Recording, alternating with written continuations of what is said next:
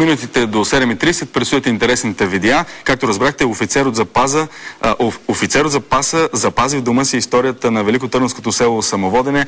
Мъжът е събрал и подредил в експозиция над 1000 предмета от бита, голяма част от които на възраст повече от век. Вижте.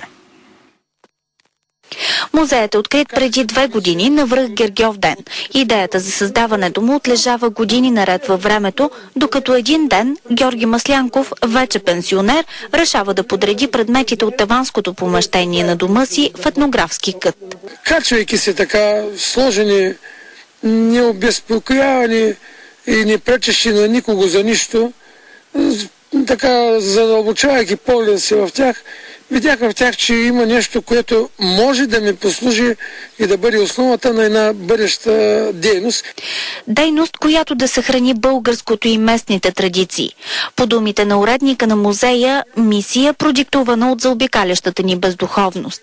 За да стане така, че младото поколение от малко, връщайки се назад, да се докосва до корените, да черпи от тях това, което е необходимо и да гледа уверено в бъдещето.